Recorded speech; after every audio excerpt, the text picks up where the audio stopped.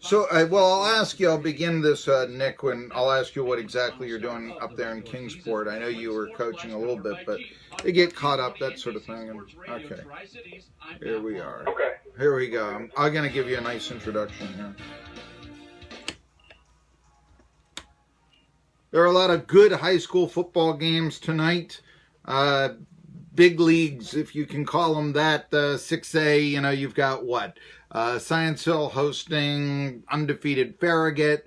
You've got, Dobbins Bennett has a big game against a Knoxville school.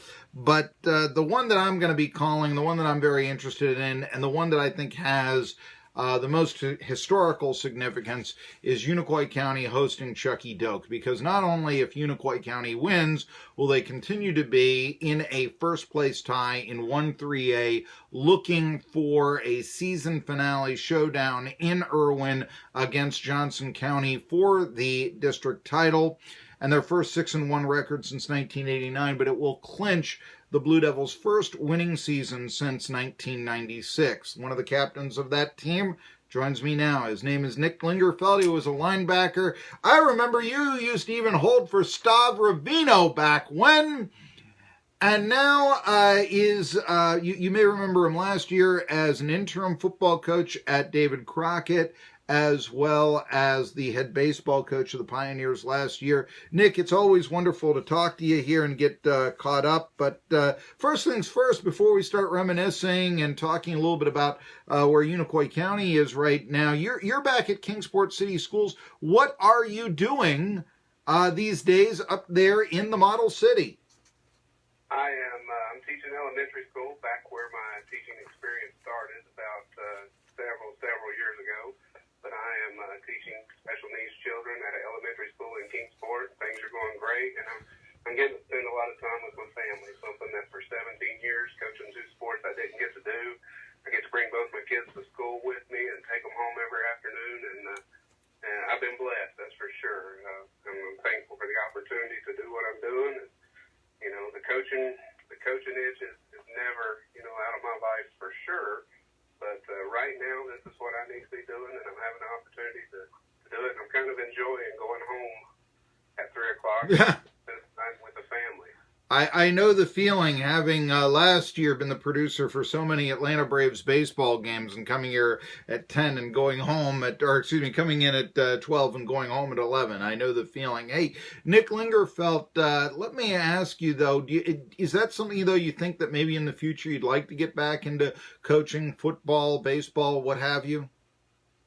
Well, from the time I was 2 years old, dribbling basketball at Rock Creek Elementary School there in Unicoi County till I'm 39 now. You don't do something for 37 years and it just go away. Sure. It's in my blood, and I love sports, but more importantly, I love being around kids. And I'd be lying if I sat here and said I didn't miss being around kids, but I'm also saying that I enjoy going home with my 2 kids every day, which is where I need to be at this time in our career. Well, that's understandable. I want to take you back a decade. You were an assistant with Jared Huskins at Unicoi County, and you coached Drew Rice. He was an outstanding tight end at the time. Nick, tell me, did you foresee that this guy maybe had some abilities as a coach even back then?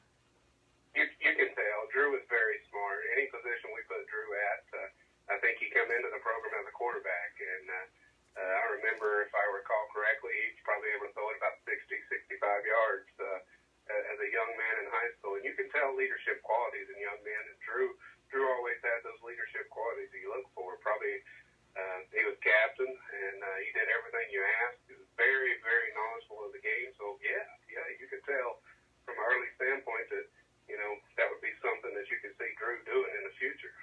Well, let me ask also, are you familiar with any of the facilities change? I mean, I know it's a new locker room. I remember going into the locker room when you played there, and it was just, stinky with metal lockers. Now it's, very modern, modern day locker room in the same building, a modern day weight facility. I know that's relatively recent and also a big cause for the change of Unicoi County's success. But what was it like 10 years ago in terms of facilities as compared to now? I think 10 years ago we didn't really even think about it. We thought it was the best we had, and we were tickled to death to have it. Mm-hmm.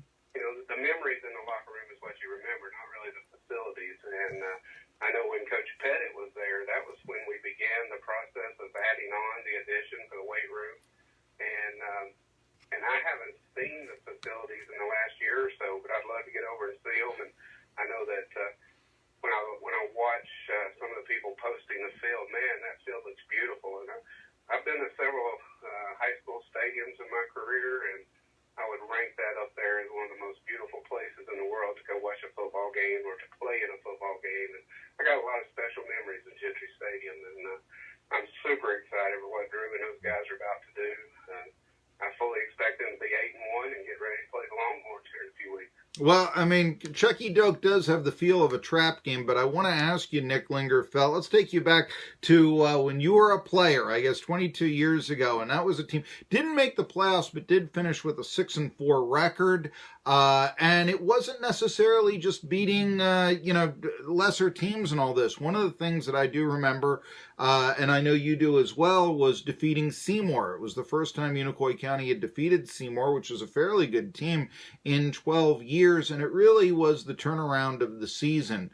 Tell us a little bit about that, what you remember turning around, would look to be, okay, same old Blue Devils and all that, but then coming up with a big victory that turned the season around. What was the motivation way back when to come back and beat Seymour? What was different that week? Well, I mean, anytime you go through the things that we went through as a team, Coach Vance moved in here, and I'm telling you, Coach Vance pushed us to be the best football players we could be. And, by the time our senior year rolled around, we lost to Happy Valley at our place that year. The famous reverse, yes. Yeah. A lot of people were just disappointed. We should have beat Happy Valley. We knew we should have beat Happy Valley. And but we had an opportunity to go on the road to Seymour. And, when the program's not in the best shape, everybody schedules you for homecoming. And we were one of those teams that Seymour thought, well, we're going to schedule a win for homecoming. And I think they were ranked number 2 or number 3 in the state at that time. And we went down there, and I guess you could say we ruined their homecoming. But it was a great feeling. Just I think Chad Carmona, who was a junior lineman for us at that time, he broke his collarbone coming out of the locker room down there that year.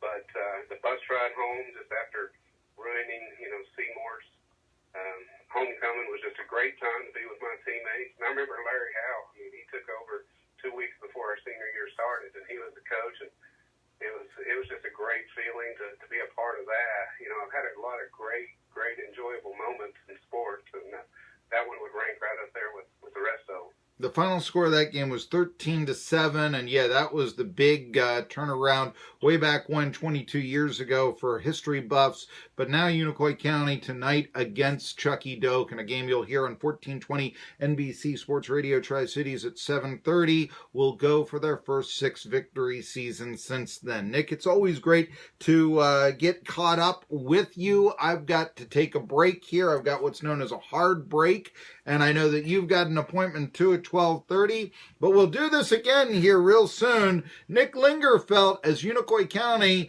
tries to go for their first winning record since when he played.